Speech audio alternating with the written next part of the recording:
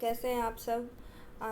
I hope कि आप सभी अच्छे होंगे। फ्रेंड्स, आज मैं आप लोगों के साथ एक नई टॉपिक को डिस्कस करने जा रही हूँ जिसका नाम है स्कारलेट फीवर, जो बच्चों में पाया जाता है।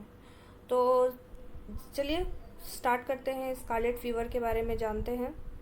तो स्कारलेट फीवर किसको बोलते हैं, ये इन्फेक्शन कैसे होता है। तो an infectious bacterial disease affecting especially children and causing fever and skin rash। ठीक है। ये आप समझ ही गए होंगे कि एक बैक्टीरियल इन्फेक्शन होता है जो अफेक्ट करता है स्पेशली बच्चों को, और जिसके कारण बच्चों में बुखार आता है और स्किन में रैशेस होता है, रेड रैशेस जो कहते हैं, पूरे बॉडी में हो जाता है वो। आप ऊपर दिए दिए गए पिक्चर में देख रहे होंगे इस बच्चे को जो हुआ है, ये ऐसा ही दिखता है। तो अब इसका और आगे जानते हैं इसका फीचर्स के बारे में। It's common in children from 5 to 15 years of age. मतलब छोटे बच्चों से लेकर टीनेज तक के बच्चों, जो टीनेजर्स होते हैं, उनमें ये ज़्यादातर पाया जाता है। और इंक्यूबेशन पीरियड इसका 3 से 6 दिन तक रहता है, या फिर 6 दिन से ज़्यादा तक भी रह सकता है। जो रैशेज होता है उसको ठीक होने में थोड़ा समय लगता है। इसका सिम्टम्स होता है कि ये ब्राइट रेड स्किन रैश होता है, referred as sunburn with goose pimples, जो कि छोटा छोटा दिखता है और वो पिम्पल्स की तरह दिखता है, and appears on the second और थर्ड डे। जो कि ये जो स्कारलेट फीवर अगर इन्फेक्शन ये किसी को होता है तो उसमें ये जो पिंपल वाली जो चीज़ है, जिसको गूज पिंपल्स कहते हैं, वो दूसरे या तीसरे दिन में देखा जा सकता है। मतलब नज़र आना स्टार्ट होगा आपके बॉडी पे। और खाना जब खाता है बच्चा और उसको स्वेलो करता है, उस वक्त उसे पेन होगा। आप देख सकते हो यहाँ पे क्या हालत हो जाता है। फिर sore throat and high fever, फिर skin red rashes, spilling, spots, roughness और red lines on skin folds, enlargement and tenderness on lymph node. ये सारे फीचर्स दिखाई देते हैं बॉडी में। ठीक है, अब आगे बढ़ते हैं फ्रेंड्स। तो आगे है मोड ऑफ ट्रांसमिशन, मतलब कि ये डिजीज़ कैसे फैलता है। Airborne droplets from an infected person. अगर कोई भी पर्सन को ये इन्फेक्शन है और वो आपके आसपास है, तो अगर वो आपके सामने बैठा हुआ है, आपसे बातचीत कर रहा है, तो जो एयर ड्रॉपलेट्स होगा, जो उसके मुंह से, नाक से जो सांस वो छोड़ेगा, उसमें जो बैक्टीरिया होगा वो आपकी बॉडी में चला जाएगा। उसके कारण भी ये इन्फेक्शन हो सकता है। Cough and sneeze. ठीक है। Touching the skin of person having skin infection.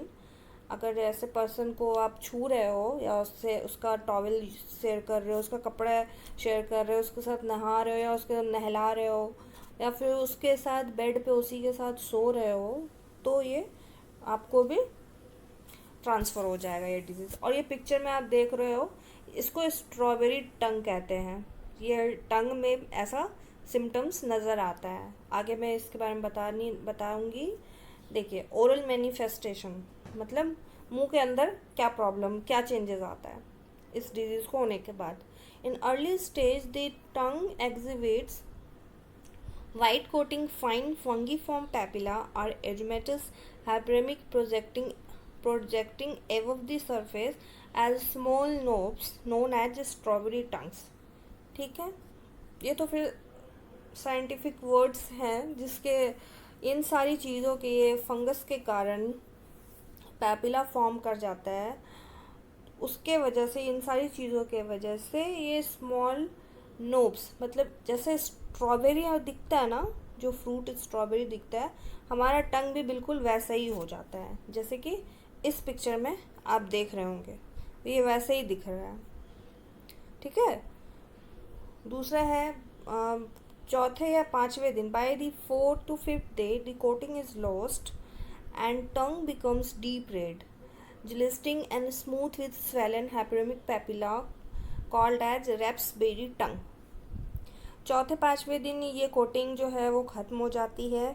उसके बाद टंग जो है वो ज़्यादा रेड हो जाता है, डीप रेड हो जाता है, ग्लिस्टनिंग एंड स्मूथ हो जाता है और स्वेल कर जाता है। हैप्रेमिक पेपिला कॉल्ड एज रेस्पबेरी टंग। ठीक है, पिक्चर में आप देख रहे हो, साथ साथ जो भी मैंने डिस्क्राइब किया है डिजीज़ के बारे में उसके साथ साथ मैंने पिक्चर भी लगा दिया है ताकि आप लोग को आसानी हो इस डिज़ीज़ को समझने में। ठीक है फ्रेंड्स, आगे चलते हैं।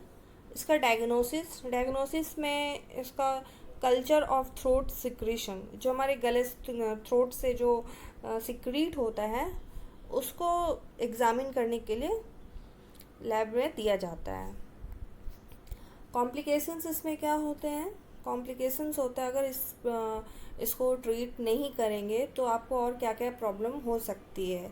ये इन्फेक्शन अगर बढ़ जाता है तो जैसे कि निमोनिया हो जाएगा, arthritis, rheumatic fever, rhinitis, sinusitis, meningitis, peritonsillar abscess, joints का प्रॉब्लम हो जाएगा, किडनी डैमेज का खतरा भी रहता है, या फिर ईयर इन्फेक्शन का भी डर लगा रहता है। तो फ्रेंड्स, अगर आप लोग को ये सिम्टम्स अपने बच्चे में नज़र आ रहा है या कुछ भी, तो तुरंत ही डॉक्टर के पास ले जाइए और उसका इलाज करवाइए।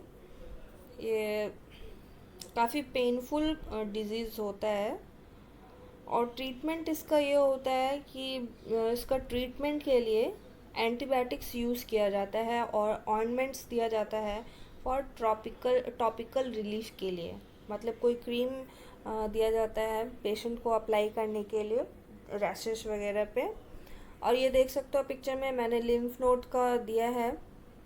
ऊपर मैंने बताया था क्लिनिकल फीचर्स में कि स्कारलेट फीवर के वजह से लिम्फ नोड दिखने लगता है, जहाँ जहाँ हमारे बॉडी में लिम्फ नोड होते हैं वहाँ पे वो नज़र आने लगता है और टेंडरनेस हो जाता है उसमें, मतलब टच करने से वो पेन होता है उस जगह पे। ठीक है फ्रेंड्स, तो ये शॉर्ट वीडियो है इस डिजीज़ के बारे में, स्कारलेट फीवर, जो हम लोग बस नॉर्मल जनरली एक वर्ड जानते हैं फीवर हो गया। लेकिन फीवर में भी बहुत तरह का फीवर होता है। जैसे ऊपर भी आप डिस्क्राइब किया था मैंने, तो उसमें देखा होगा आपने कि उसमें दिया है रेमेटिक फ़ीवर। वो भी एक फ़ीवर होती है अलग टाइप के, अलग उसके सिम्टम्स होते हैं। ये स्कारलेट फीवर ये बच्चों में पाया जाता है, छोटे बच्चों में पाया जाता है। 1 सप्ताह तक रहता है बच्चा इन्फेक्टेड, उसके बाद उसका रैशेस धीरे धीरे हील करता है, तो उसमें थोड़ा सा समय और लगता है। ठीक है फ्रेंड्स, तो ये टॉपिक यहीं पे ख़त्म होता है फ्रेंड्स। आप अपना भी ख्याल रखिए, अपने बच्चों का भी ख्याल रखिए। आगे मैं और इस तरह की टॉपिक्स लाते रहूँगी आपके अवेयरनेस के लिए। तो मेरे वीडियो को लाइक ज़रूर करें friends, and subscribe, share and comments भी कीजिएगा। और thank you for watching my video.